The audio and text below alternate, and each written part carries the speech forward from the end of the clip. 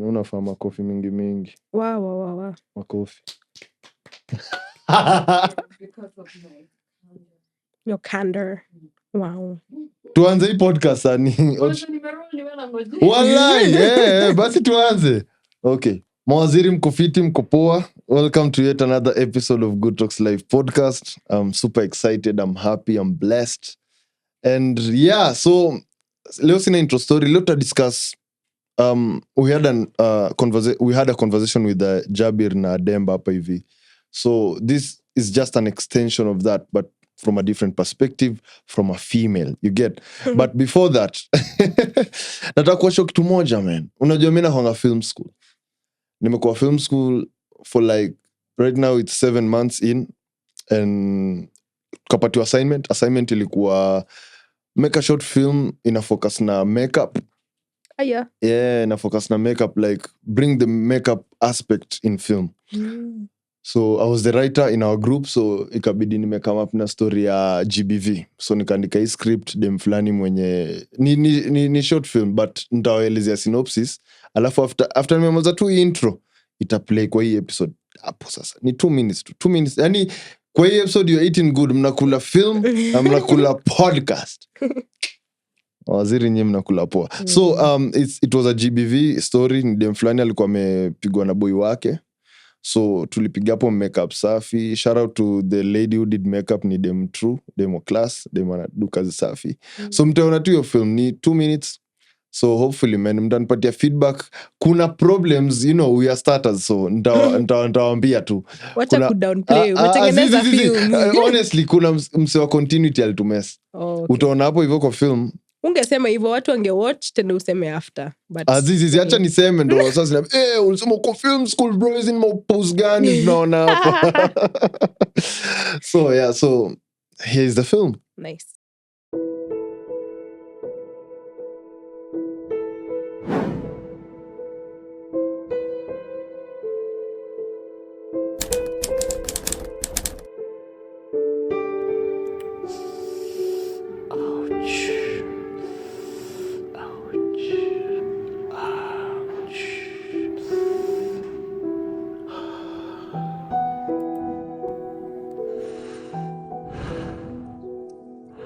You never really know how loud silence is until it becomes your only language. Every stroke I cover this pain, it screams loud, but I smile. Because that's what he wants. Yeah, that's what they all want. A pretty face, a quiet voice, a broken soul, but hadi lini? Mimi nimechoka.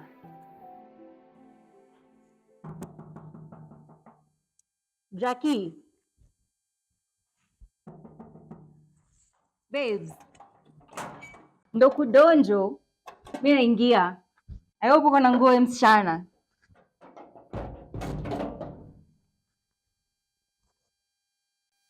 Jesus. Jackie. Nini mbaya? Babes, tuongee. Jackie, nami kufanyia hivi? Babe, uongee. Tena ni story umekwaje? Cha kunipima. Nami kufanyia hivi? Guy. Jackie, hebu niambie tu mkute saa hii. Babes.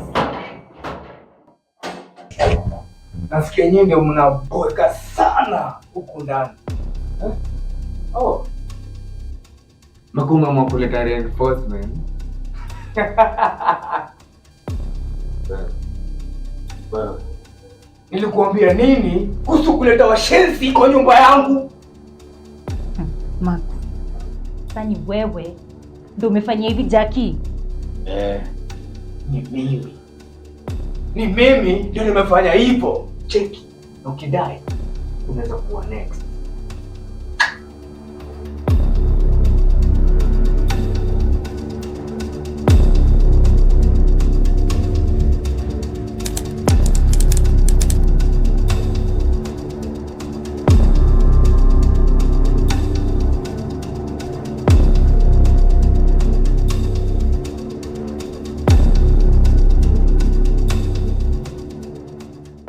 Nice. So mawaziri, mkofiti, segment zetu ni zile and ghosting the host and the guest. I'm your host Leslie Musyoki. To introduce guest in a few. Segment ya pili inaitwa Riba Zetu Zone. Na tutamalizia hapo, si ndio? So hi. Unanisalimia. Simesema hi. Uko aje? Niko salama. It's actually the first time you're meeting. Yes.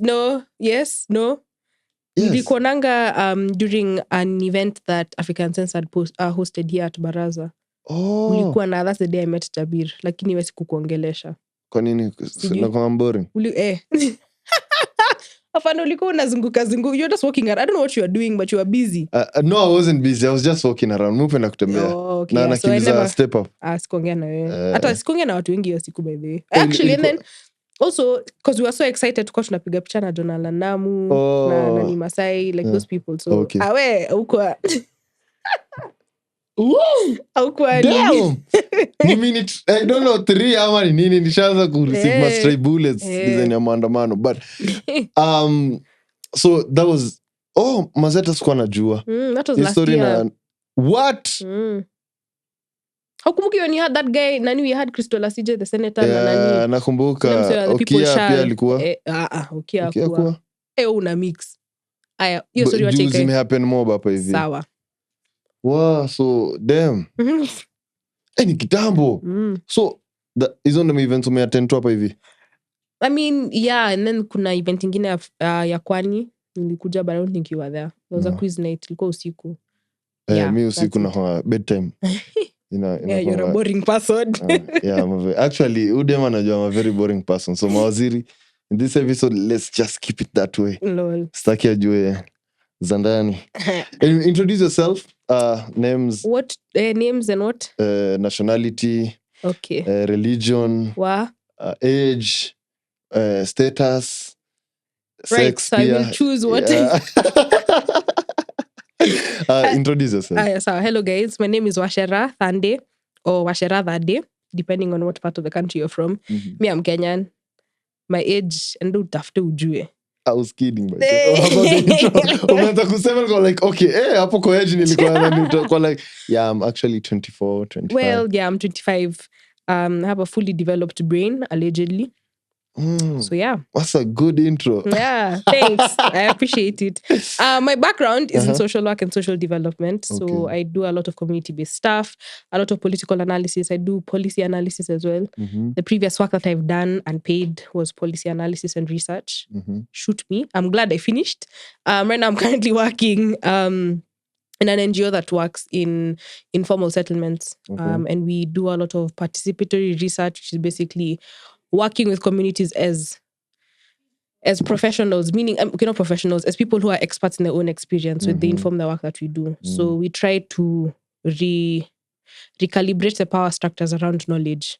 So you know how kuna hii story like mimi kama mtu wa NGO niko na hii background yangu juu niko na degree naenda kwa community, nasema this is supposed to be this and this and this for you. But forgetting that person has their own lived experience and they're an expert in their own lives and they have their own knowledge. True. So balancing that out and seeing what we can learn from each other and how we can work. Collaborating. Exactly. Collaborative work. That's nice. Yeah. Single dating. Hey. If you have to find out, ask me directly. Waingie kwa DMs. Hata sijasema my social media. Kama mnadai kunitafuta mtanipata. Hapo kwa at the end of the episode to plug in socials. Really? For real? Okay, sawa.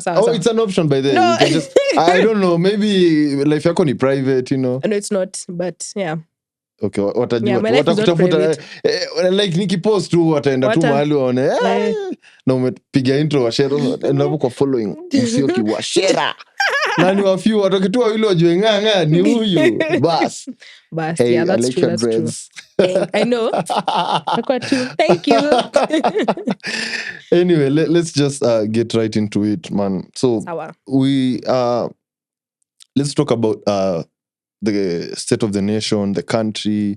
Umeongelea umefanya a lot of work towards, you know, policies nini na hizo stories za protest, umekuwa active.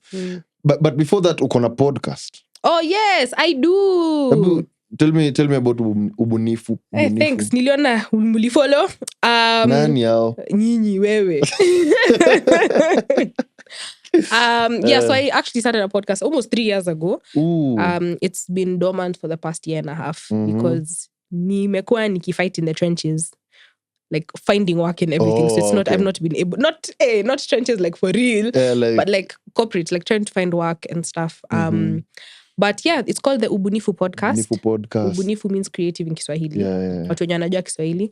And the philosophy of the show is around 3 U's. Ubuntu, Ubunifu, and Ujamaa. So Ubuntu is the Nguni term found from Southern Africa, but it's basically African philosophy for I am because you are. Having that utu, like respect for people, recognizing people's humanity first before anything else. Ubunifu obviously ni creativity, coming up with creative ways of tackling things in society. Ujamaa is a concept, Ujamaa is just basically like what we in Kenya can see as like Harambee. How we come together, we pull resources together, we help one another.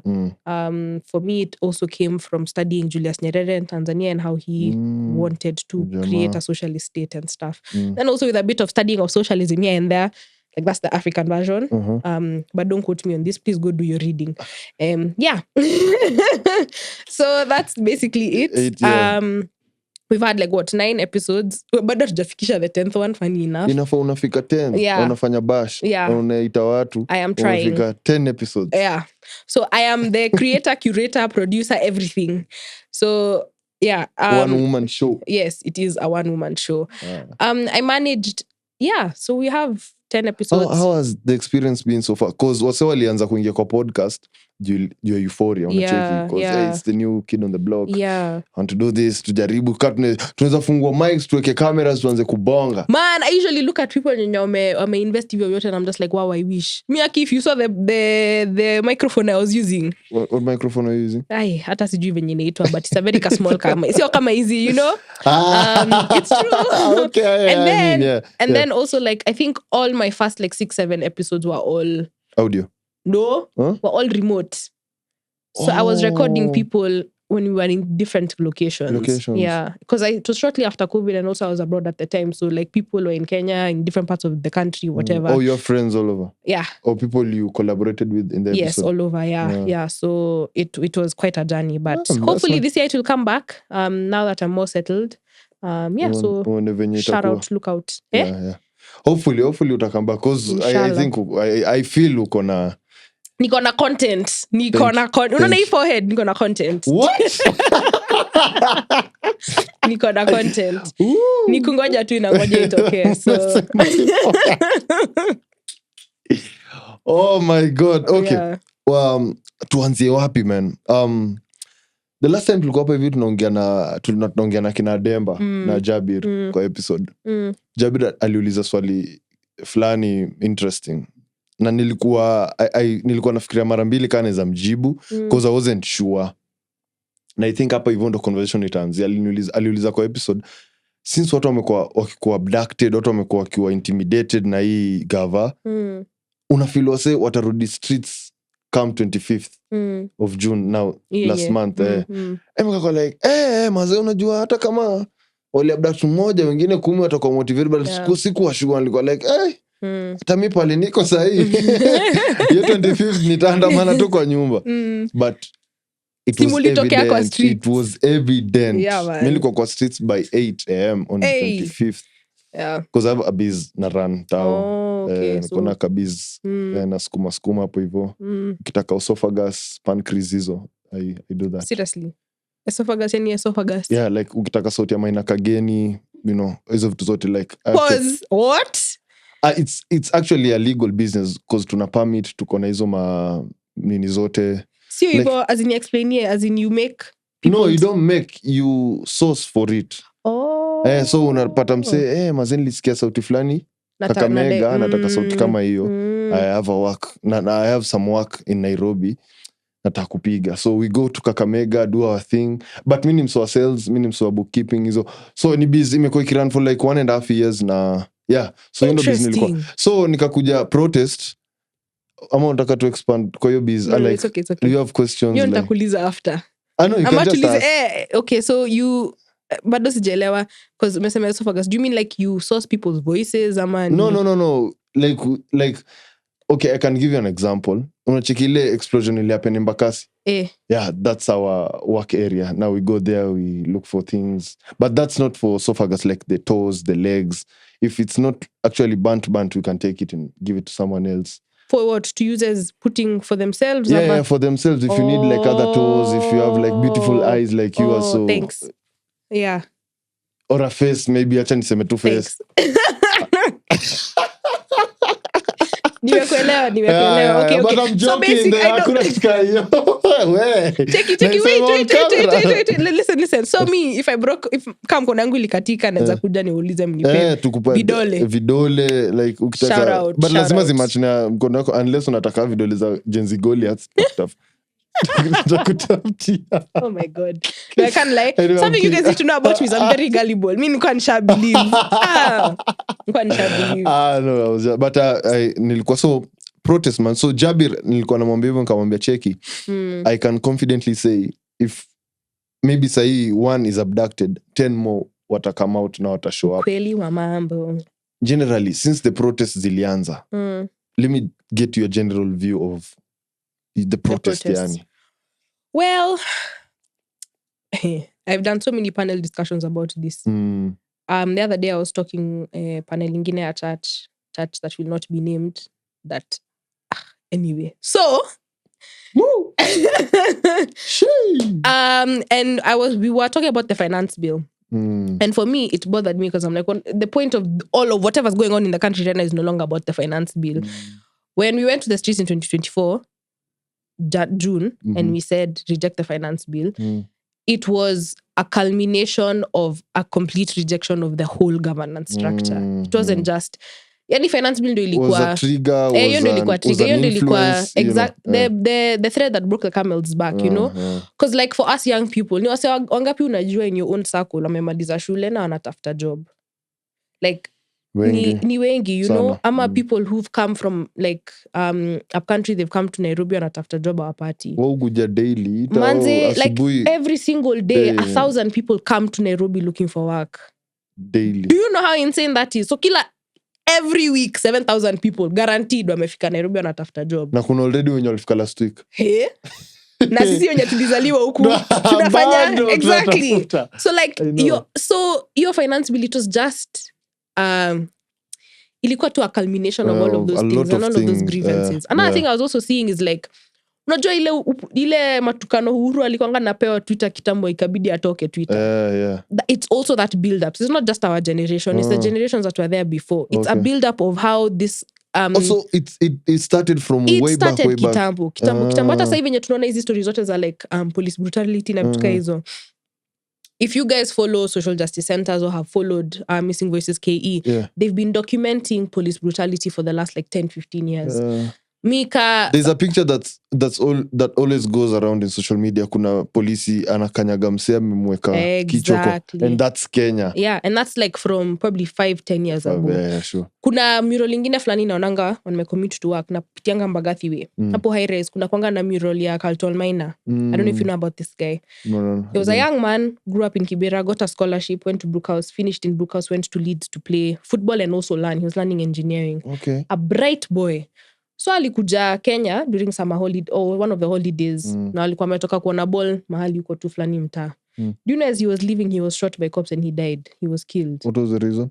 They thought he was a criminal. Damn. Unaona history ya What? You don't even have time to shika msee umwambie ukitoka kupeleka polisi. Kuregister kwa OB. Hizo process investigation vitu kaa hizo. Unamshoot tu. So that's a young man who's like, he was the hope of his community. Hizo dreams zote ziliisha. Hiyo kitu wa inaniumanga every single day when I'm going to work and I pass by there. I'm just like, wow. Yeah, and he died in 2018. Hii ni before tujue sisi waka Kenya binafsi, okay, kawaida Kenyans tujue BLM ni nini. Before 2020 let time ya Matiang'i na curfew na Uhuru, like this is way before you know. And there's been many stories of other young men, especially young men before that. So like hii kitu yote watu wanasema ilianza tu hapana. It's been a build up. So una feel Gen Z tunafaa kutake credit ama hatufai kutake credit? I feel like we took it further from where it was. Yeah. And made it it's the like ni talk of town yani Yes. yani every single day huwezi kosa conversation ya msana ongelea kuhusu the protest kuhusu this illegitimate government, you know. So, kila siku okay, hiyo story ya credit labda tutambue kidogo because like I don't think it's a must to have credit. I know but unacheki wase wengine wanaweza kuwa so sisi kama sisi yeah. This is why I'm going to nikame niko na content hawa ni kwenye mtachambua kidogo.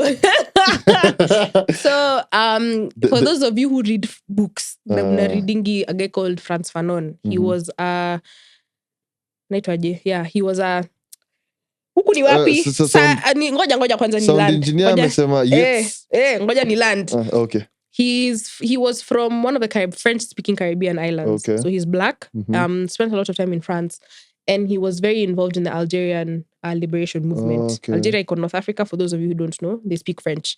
So napenda venye unajua history na feel niko na kideja vu yani na feel na conversion na msana elewa hii shit. Not history is deja vu anyway. Okay. So umeelewa?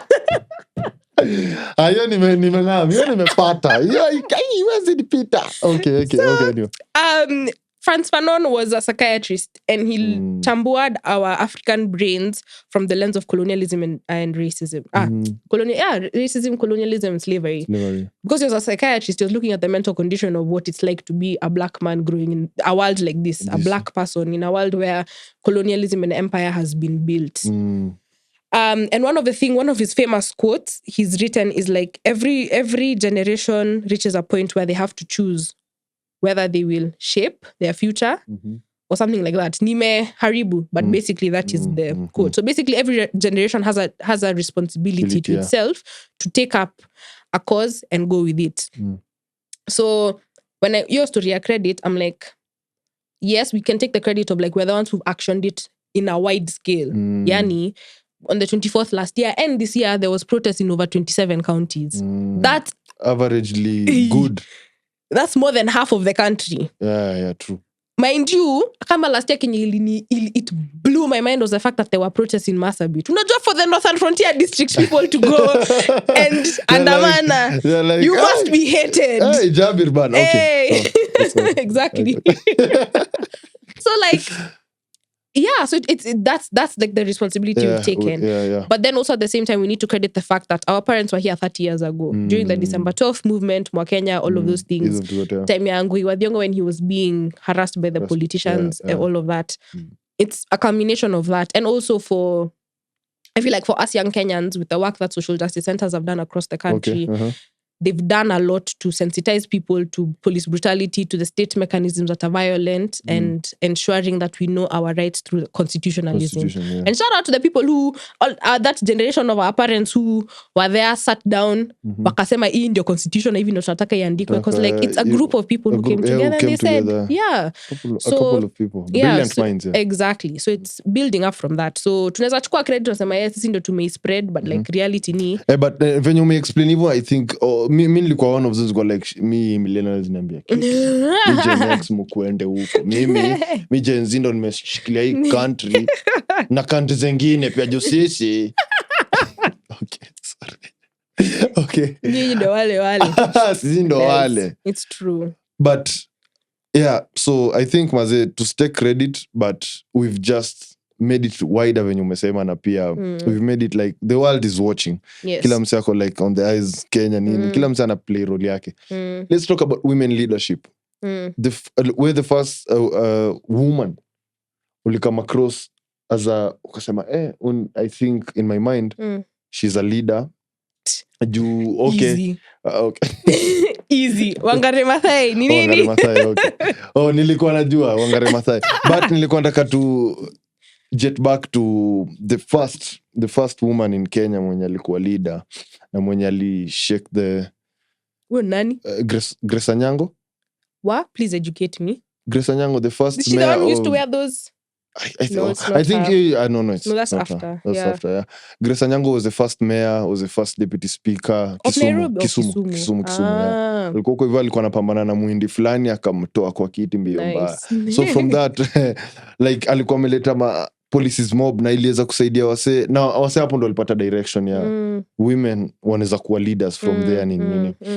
So turudi sahi the women we have as leaders in Kenya una feel wana play your role yao venye wanafaa kuplay. We need to define leadership fast.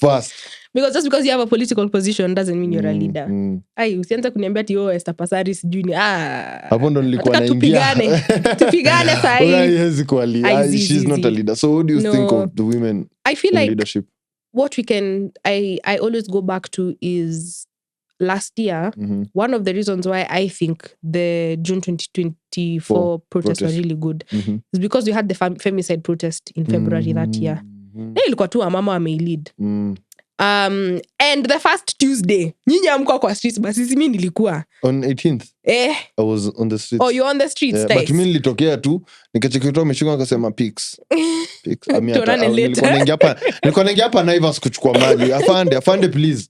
That's so funny because us tulikimbizana na makara wadi like 4 then we left tao. Hey, wewe unaingia protest.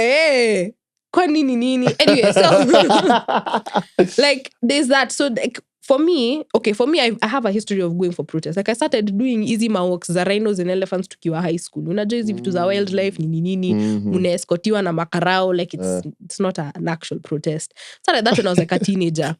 Then you grow up.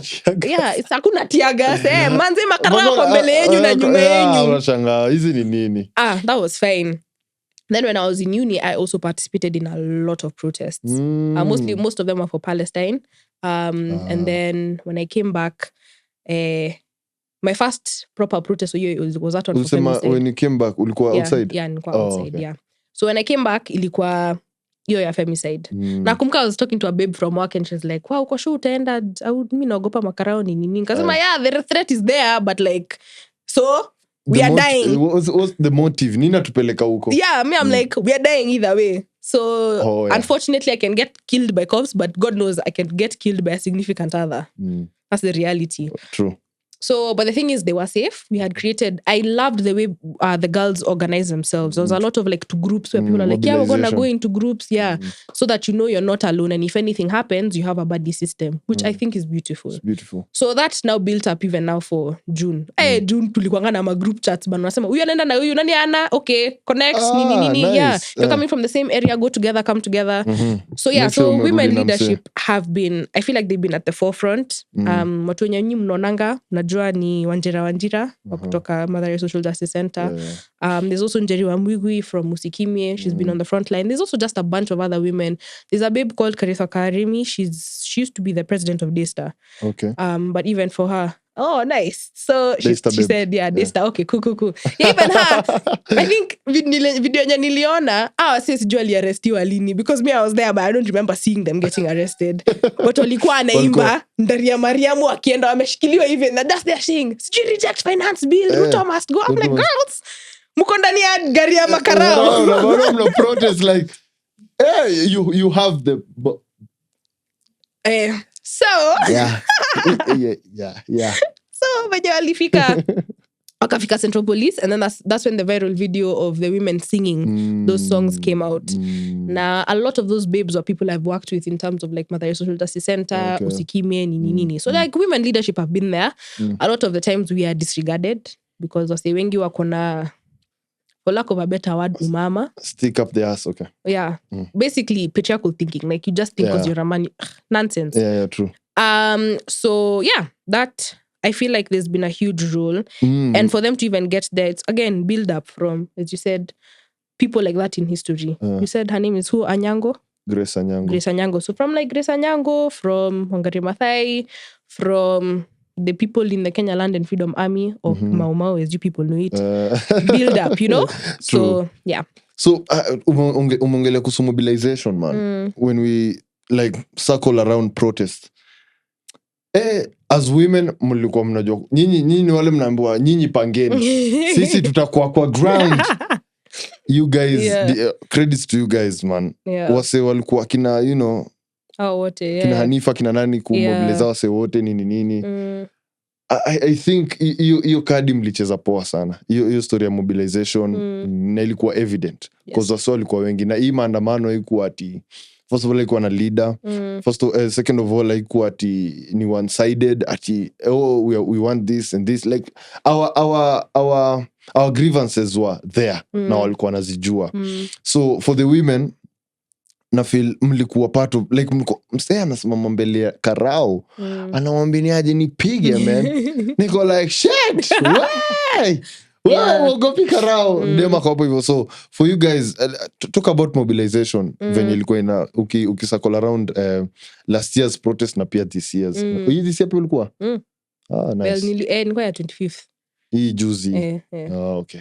So in terms of mobilization, again we are drawing from our own other movements that we've had. So like for me, like for my group and the people that we mobilized, it was easy off of the back of the femicide protest that happened here, you know. Yeah. Join the dots. So unasema kuna hii group chat bado una change group chat, unasema hii ni June 25th maandamano whatever, then you add more people etc. But one thing I'll say is like because of the way we are socialized in society, you have to have a girls group. For safety purposes most of the time. Right now, yeah. Not right now, just in general. Okay. The way since I was a kid, like I'd always have to have a group of, not a group of girls, but a group of close friends that I can always tell where I am if anything Reach happens, to, just in case. Yeah. Because as a babe, you're just vulnerable simply because you're a babe. True. In some ways that men aren't really vulnerable. So like this is something that we practiced for a long time, and I feel like it actualized during the protests. So in terms of mobilization, it was easy for us because already tuko na hizo groups. And then so ilikuwa tu rahisi communicate. Exactly. Location wapi na wapi na wapi. But I will say, venye nilikuwa, yo Thursday ya kwanza before the Tuesday ya 25th. That is when I realized the time men used to go to war. Mi nilishtuka. Hai, unaona pata mtu anabebatia gas anarusha. Ebu nitatell experience yangu ya protest juu pia mimi nimekuwa all through. Niko na tear gas kwa kichwa but naweza kumbuka. Ebu tell us like what did you witness hizi protests zote? So the first day, ile time nilipigwa tear gas for the first time hapo Nation Center. Tulikuwa tu tunaimba, unasikia tu pa. Watu wakakimbia. No way. Guy, and tear gas is not nice, I can't lie. It has bad. And let me tell you, it got worse from last year to this year. This year was worse. Kwanza year 25th, if you are there man. Bro, maji hata ikuwa inasaidia. Wali restock. And they had different colors. Yes. Pink, blue, green, yellow, black. Sikuona, mimi niliona tu ile ya white. So, yeah. Oh, okay. Black, Okay, it explode from white inakuwa black. Inakuwa black. Hala. Yeah. Must new. Anyway, yeah. So, so the first Tuesday it felt like fun. Kukimbizana tu na makarao. Tulitoka Nation Center tukatembea hadi Mwindubingu Street hapo kwenye City Hall iko because we're trying not to get to Parliament. Wacha watokee na hiyo kilori kikubwa ya maji. And I'm like, imagine natoka hapo there were like 10 of us in the streets because we were all in groups spread out across CBD. Juu kulikuwa now the first 18th. So tulikimbizana tu tukakimbizana. Then me and my friends got tired. Also after my friend got hit by a rubber bullet, she was like, Z, it's time to go home. So as we dipped and went home. The next Thursday, 20th. Tukafika Nation Center. Watu sijui wanatokea wapi. Also, there's a viral video of me that happened that day. In Java, where I was talking to people and telling them, we need to go out there. And if cops try anything bad, you tell them to sit down. I was wearing a blue shirt. Yeah, blue jacket. Watu wenye wanajua.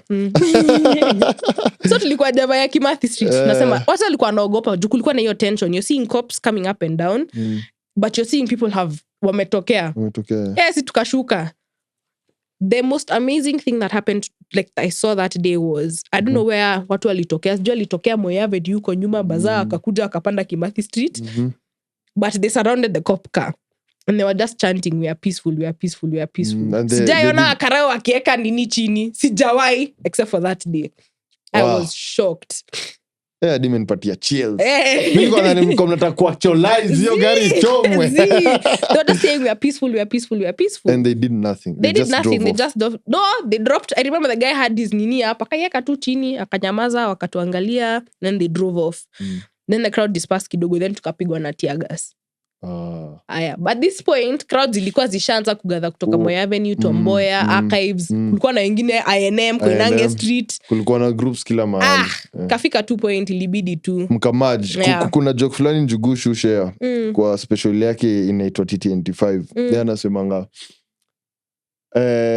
Cardinal Lotunga au walikuwa wasewa regular. VIP walikuwa wasewa Uhuru Highway huko. So Cardinal Lotunga ilikuwa hapa na hapa, VIP walikuwa wanatreatiwa different. VIP walikuwa rudini nyuma huko regular. Tear gas na bullets. Live bullets na pia rubber bullets. So kai experience yako ilikuwa ngori. Me honestly I think in the previous episode nilimention what I witnessed kupigwa matia gas, but mi ukuwa ni ulipigwa mwili na tear gas. Ina bounce tu na ina nini huko kando. Hata kama hiyo ni uchungu bana. Ni uchungu najua, but so utafanya nini? Already ishafika. Said tear gas please stop. Ngoja kubaba kidogo. Please stop. Sorry. So you can't help it. Na 25th ilikuwa way worse cause 25th ilikuwa worse. Makarao, they were out for blood, yo. It was so bad. And let me tell you, me I was there. I was with my camera, my phone in nini. So I was hearing what they were saying. So kulikuwa na 3, I think nizazita battalions. Ama sijui wamejigroup hivyo. So kulikuwa na 20 people on the front. 10 behind them. The water cannon thing is kando. Alafu kuna another like 5 or 6 behind them. So what they used to do when you come, we're marching. We're like, advance. So the first 20 pump tear gas. They move behind. The 10 wanatumia ile mkono wanatoa, wanarusha. Alafu wanaenda behind. Alafu kuna live bullets wanapump. Alafu sa kuna maji narusha. So even ndo walikuwa na-operate. Ilikuwa nikani movie. Like unasikia advance. Songa. Bro, milikuwa naona zingine. Zinanipita naona tu. Kitu na kupita tu unasema, guy, hii na drop pale. Na saa tear gas ikidrop nyuma yako, the smoke, the explosion, inakujia, and they are coming by with, you know, hizo mabaton za kuwapiga. No, hiyo time, 25th Makarao alikuwa na nini. So mimi, watu wajui hivi, but mimi nilitoka job. Nilikuwa work from home. Kasema, lunch break, wacha nipitie tao. Upitie tao? Silikuwa na job, so I had to go back to work. So, let me tell you, first of all, hata tukufika tao juu, walikuwa wamefunga barabara zote. So tulifika Haile Selassie, tukashukia hapo. Makarao alikuwa amesimama hapo, jia sasa kupitia uende down that Haile Selassie ndio ingie upite CBK huko. Makarao alikuwa amepanga laini hapo. So as we're like, let's just try and walk. Makarao alitongana na mimi, mnaenda wapi? Sasa tunaenda tu tao. Akasema mbona? Nyinyi mnataka he started talking to us, but they said okay sawa, we are walking away. Little did we know that's the route MPs who are scared were leaving parliament, wanapitia even ndio wapande na Uhuru Highway kama wameenda. That was last year. You're talking about last year? No, this last week. Oh, this last week? Yeah. They were in office. Walikuwa parliament? Yes. So mi naona hizi magari kubwa nashindwa nani ameenda parliament leo. Kumbe there were MPs who they were doing readings for specific bills at that time. But a lot of the ones who were scared, they left early, and so they were leaving around that time sisi tulikuwa tumefika. So Makarao alikuwa hata msijaribu, and you could tell like if you tried anything stupid, they would do whatever the hell they want to do. Tukasema sawa, tukasimama nini tukasema okay, then what we'll do, we'll walk down Uhuru Highway ndo tuingie na njia ya Kenyatta Avenue, that roundabout. My friend, you uliona vitu hujaiona kidogo nasikia pa you can tell the difference between live bullets and nini. You can actually tell. Yes. Yeah. So me, I'm like, those shots are live bullets. Tukaanza kukimbia hapo. By then ndo nilijua mimi siwezi kimbia, because I reached a point I was like, hey, I'm tired. My friend is like, washera ni bana, in a battlefield you're tired. So mimi niko na wasi wameingia ndani ya ditch. Juu hapa ni Uhuru Park, iko hapa kuna hiyo barabara sijui inakaa jeja itengenezwa ni mtaro sio mtaro whatever. So then they entered the ditch. Sisi hatuwezi ingia watu 4 ndani ya ditch, kuna watu 2 already. So me and my friend mngeza fanya ujinga hapo, tear gas inatupwa hapo. Tukalala. Mimi kerere nikapandisha kichwa. I don't know why I was doing this, but I pandished my head to see. Naona makarao, gari 4 za makarao zinakuja. They saw me. Wakarusha tear gas, kagonga rafiki yangu kwa pacha. Na good thing is alikuwa ameilalia. Kusimama, sina all the nini comes out. Smoke. Hey, let me tell you, I have never, this was me. Nilikuwa nasikia kutapika, kukohoa, machozi inatoka, makamasi inatoka. You just, hey. I was like, I'm dying right now. And the thing is, you can hear the cops, they're laughing at you. Yeah, of course. And the thing is, you can tell, like, if these guys wanted to shoot you, they could. They could, yeah. But thankfully, they didn't shoot at us. But manze, then, unajua venye walikuja na ambulance moja. Kuna video fulani ya nani, this babe. Naitwaje? Ai, huyu msichana mrembo. Nani? Wasichana ni warembo ni wengi. I know, she usually has an afro. Wahura. Not Wahura. Kariwahu. There's a video she posted where alikuwa amepanda nduthi and then she's showing how the cops are nearing. Kuna ambulance. Now, we were with her when that happened. That ambulance inakuja. Then makarao wanafuata. So as we're there trying to stop we're there trying to stop the ambulance, telling them, okay, tumepigwa na tear gas, tusaidie. Little did we, that guy didn't care. So I'm assuming that ambulance ilikuwa ya makarao. Just, I don't know. As an ambulance. Because it only had one person in the car. Because usually in an ambulance is a driver and someone else on the side. It only had one person in the car. Damn. Hey? Hizi vitu hata sikuwa na jamii liko huko hivyo napambana tu na vitu zangu. Tuliona hivyo sisi tulipanda nduthi nikaenda hadi home. I was like, this is enough. I've seen enough. What time was that? Kitu 1 p.m. hapo. Hey, hapo sasa ndio tulikuwa tunaanza. Hey. We were and let me tell you, and when you talk about the protests, you could witness a lot of camaraderie amongst ourselves. And guys were helping each other with water. Kulikuwa na msee anatembea na nduthi na ile. Ni watu maji. Oh, wow. Kuna msee actually I was hit na tear gas nikihelp msee. Nikikwambia nilikuwa nasikia Kenya walikuwa nasema advance because I was that close. So msee alikuwa anajaribu ku retaliate na diglo. Anajaribu kurusha mawe. Anarusha nani mawe shwali? Sasa sisi tusharu watu wamekimbia yesa ndo wako like I think I have much left. Sasa akarusha karawa I think ile maji ikamnini. Kamgonga kaanguka. So makarao now advancing. So I was like shit, boy nkimwacha hapa atafanywa mbaya. Anaweza uliwa. Hata anaweza athirika, anaweza kufa. So I was going back to help him. Karao was still pumping tear gas. So two of them, moja ilinipita, ingine kanigonga hapa. But mi nakonga, I have heavy jackets. Wacha kusikia venye uliambia hapo hivi niko na jako moja. Niko na jako mingi sana kwa nyumba. So I had like sweater, I had a t-shirt, I had 2 t-shirts, I had a sweater, I had jackets. So nilikuwa nimejipin mbaya sana. So ilinigonga tu nilisikia uchungu, kaanguka hapo ika-explode, but nilivuta mse hadi pande kulikuwa na hewa. So we went and alipata nguvu, akaishia. So hiyo ilikuwa witness. Hakuna mse alikuwa anaachwa nyuma. And let me tell you one thing that was for us, ndo nakwambia hiyo story ya credit as a generation, we work different, man. We operate differently because hapo Nation Center tukigather kuna champe tu fulani. Okay, champe, you know champe. Hey, yes, please. Wacha kunione hivi, okay? Nisikubebe hivi. So kuna champe fulani amenifuata ameniambia bro, ni haja mimi sikujui. Lakini tunafika home safe leo.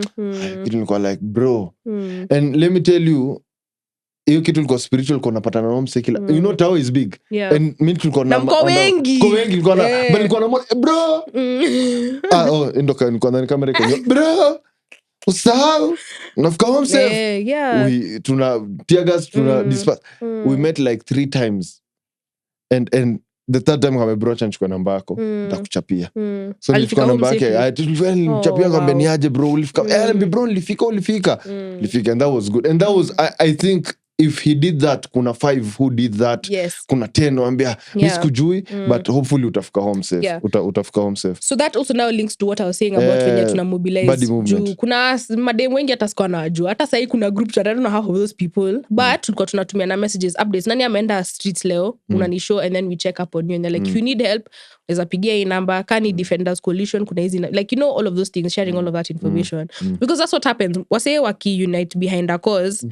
There's that level of camaraderie that's not seen anywhere else, which is just, I feel like, a natural expression of our shared humanity. Hiyo ni Ubuntu, basically. Ni utu, you know? Ndo maana podcast yako inafaa kurudi, because inatouch on hizi vitu zote, man, when tunaongelea hapa hivi. So, but ilikuwa hiyo nini, like, it was us actualizing vitu nashinangu ukiambio church, unaambio sijui wapi, like, all of it was religion, ethics kila kitu culminating in that moment. Juu hata mi nakumbuka ile last year, zile protesta last year, kuna mama mwingine alikuwa anauza mahindi, boiled maize. You know, she sold her whole stock. So akasema, kujeni mnunue. So mtu anakula mahindi akiandamana, akito so funny. But exactly. I'm like, kwa ground tuna operate with different. Exactly. I know I'm not supposed to say this. Also alikuwa wanasukuma mamali bana kwa ground. So moja, and people were buying. Go sell konopita hivi na male na rudi bila. Ulikuwa tunapush economy. Like economy growth. Mse, na ninaikuwa hivi. Mse, anasema check yo hapa so. Yeah, man. People, nipatie bana. I can't operate nikiwa sober. Exactly, yeah. People, so like, I think it's just a testament of tunakonga as Kenyans, and one of those beautiful cultural moments. And from that to branch sasa to the government. That's why the government ina hate easy protest. Juu hawezi imagine wase wanaweza unite for a cause. Sasa tuangalie kabila, tuangalie klasa, tuangalie shule gani umeenda, you know. Kwa huyo mse ulimjulia wapi, ulimwona tu kwa street. Kwa street, na siati nilikuwa nimepanga kumuona ndio. So nataka kuna story fulani nataka tu siamini mtu anaweza jenga church kwa State House ya 1.2 billion. Kanisa. Every day you're shocked by something new. And sahi newspapers are playing their role vizuri. Hizo ndo unaona hivi headline. Unachoka. Unasema hizi ni manini. But anyway, hii government I feel Mimi this is my hot take about your story ya kujenga church State House. And have you listened to the argument? No. What's the argument? Amesema alipata church ya mabati State House, akaona like mabati church no, tujenge mansion as a church. Sasa nani anaendanga hiyo church watu wa State House? Me I don't know.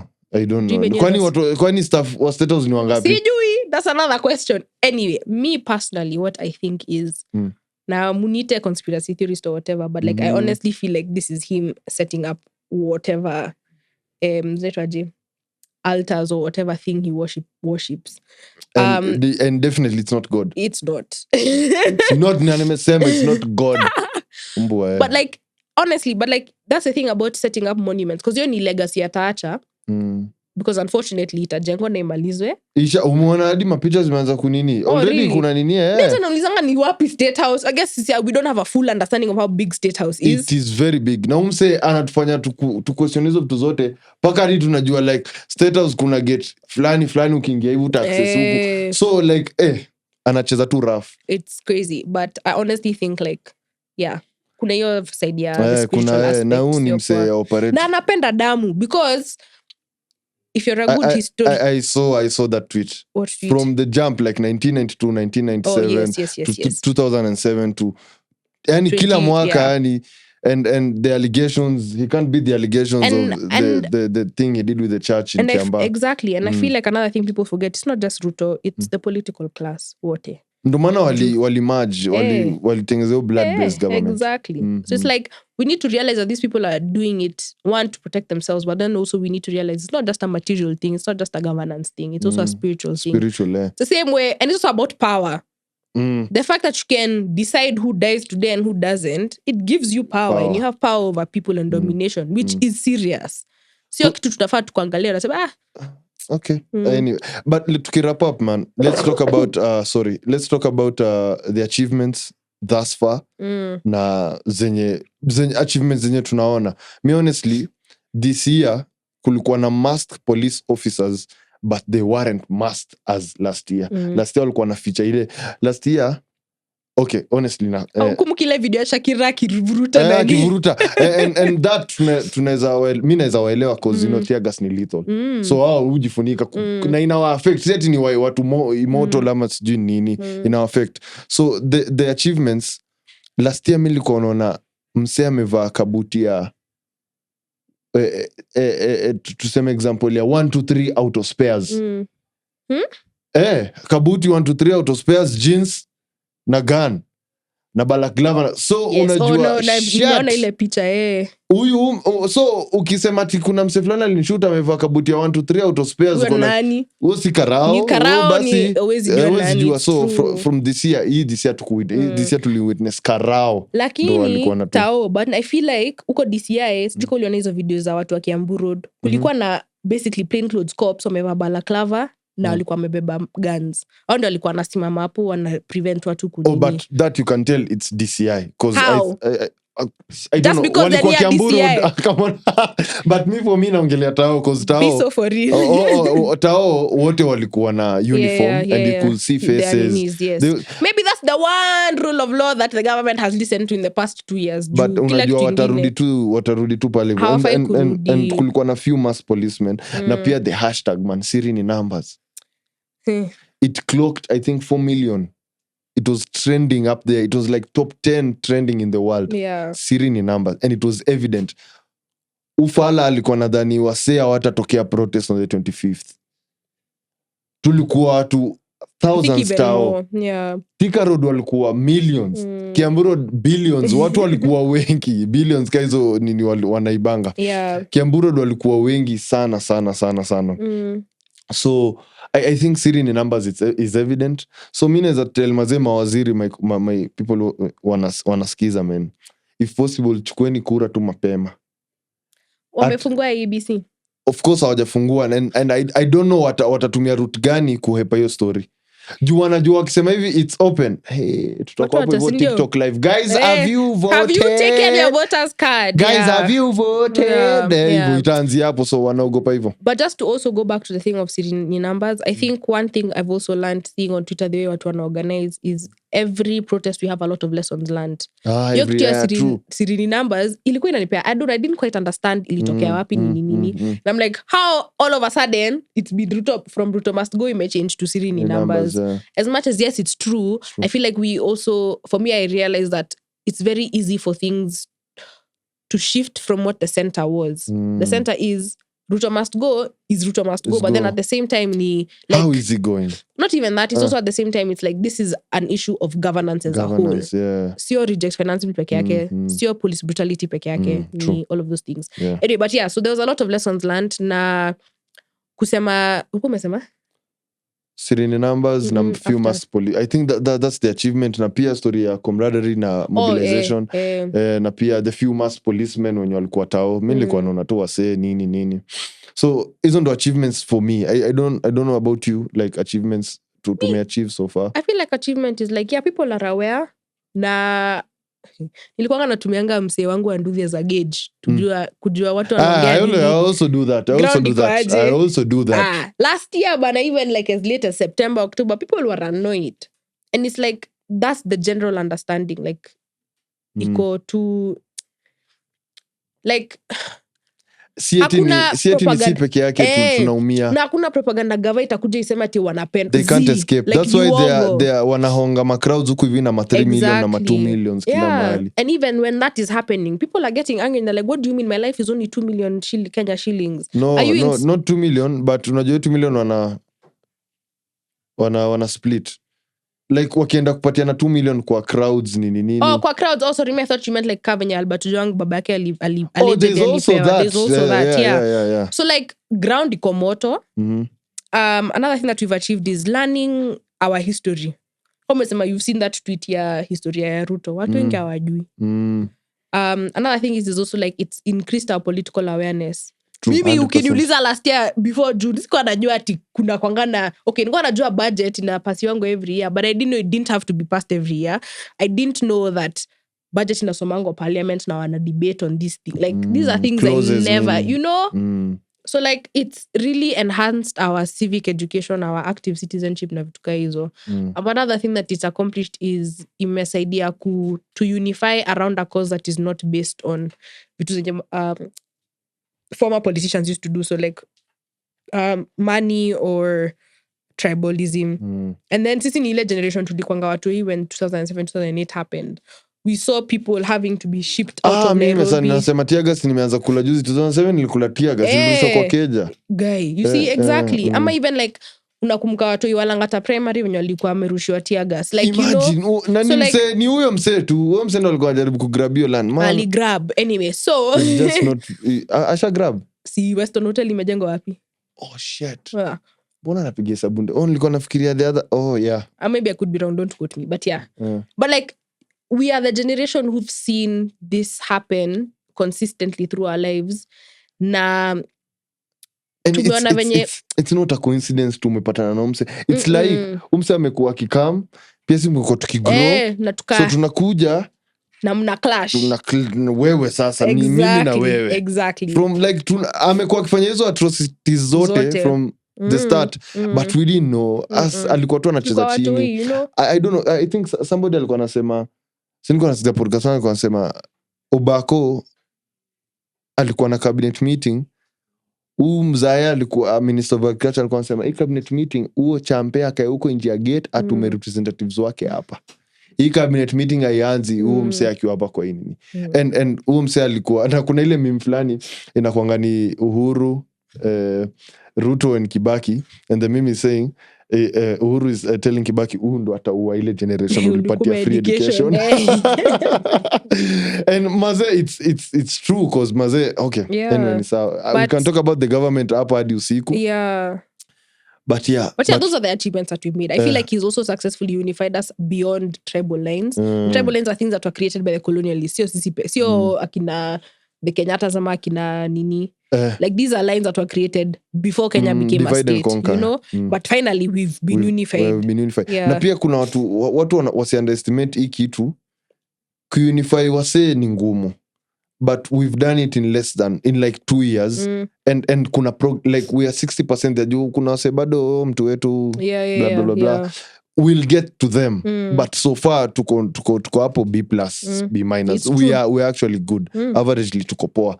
So mobilization nini itaitaka mtu wase wata understand, wazazi pia wataelewa and all that. Na na feel at some point tutaka mku nini umse lazima inshallah from your lips to God's ears because because maze God pia anaona venye tunakapitia man. Yani podcast hatuwezi ongelea hata mapenzi protest like hatuwezi ongelea tu vitu zingine yani kuna podcast enough zinaongeleanga hizo vitu sijali za mapenzi in this time. Well, yeah, you'll find some stupid. Uko unaona ule. Sorry, guys. Sorry, not sorry. No, but the podcast I'm like, how are you so that like hauoni kenye inaendelea kwa inchi? Like, yeah, you're not reading the room. Unatoa content hadi watu wanachoka, wanakasirika tu. Wanajamna like msema hata angalau ukuje uimbe poetry about I don't know politics somehow, but like don't come and start talking about juu analala na huyu perspectives about this government. Exactly. Kama watu na think the same like bro pia unaona hivyo kama mimi yenyewe. Yeah, so you feel like I'm not going crazy, am I? Crazy, you know? Lakini sasa unakuja unaanza anyway story for another day. Okay, anyway, so hopefully mazee Ubunifu podcast itarudi. And I think unaweza anza na short form like kuchapia tu waseani. Yeah, you know. Tuna strategize. And another thing also I'm going to plug shamelessly is kuna a short course that I'm creating it's basically called Decolonizing the Mind. So for you to understand history from a decolonial perspective, because unajua ile video ile mkikuyu anasemanga yule diaspora Mkenya anasemanga, can you not see the colonization in your fucking mind? Bas. Do we want to remove it? So I'm like, can you see the non-colonization in your fucking mind? So hopefully I'll launch it at the end of this month. All the best, man. All the best. Yeah, so you can follow the Ubunifu podcast to see updates about it on Instagram. Follow tu Ubunifu podcast. Yes. Mi uambia hapa hivyo follow tu good talks, wasi ni follow. Uko vona post. Exactly. Si mimi sijakuja kujiongelelea mimi, nimekuja kuongelelea podcast. Anyway, so kama nataka kunitafuta mtanitafuta mnipate. Watakupata tu. Watakupata. I usually say if see you seek and you'll find ama. Okay. Anyway, mawaziri imekuwa true man. Leo hata I didn't like I was structuring this episode nikasahau kuweka puns. So ningekuuliza puns but next time utarudi tu. Pan, yeah. I don't have a pun, sorry. I was like ningekuuliza but sikuwa kuandika. I have a segment called Say Stupid Puns. They are funny jokes. That's where nakwambia mimi ni boring. That's where like najaribu jokes zangu na maguest wasipocheka hiyo episode haita drop so. Seriously? Yeah, so I'm joking. Anyway, so plug in umesema Ubunifu podcast. The Ubunifu podcast. The Ubunifu podcast. Yes. It was nice, man. Shukran sana kwa come through. Thanks for having me. Yeah, I appreciate it. Yeah. So utarudi ama it's Kama unadai nirudi nitarudi ala. nadai. Anyway, Mawaziri, follow Good Talks Live podcast, subscribe, give us your feedback, your comments on what do you think about this government? Una feel ni ways gani? You wase wana break down vitu TikTok. Unaingia hivi unapata msana tengeza 2 minutes on the protest. Masi kila msana play role yake man. Na pia na katu jokes hapo ndo isikuwe ati heavy nini. So sisi kwa sisi. Yeah, bas. Hiyo tunamalizia tu episode kusema ni sisi kwa sisi. Anyway, imekuwa true sana. Tumeweza kusema Good Talks Live episode 28. What? Two. You don't know how to use fingers. Oh shit, umekat. Hey. Mawaziri, the intro.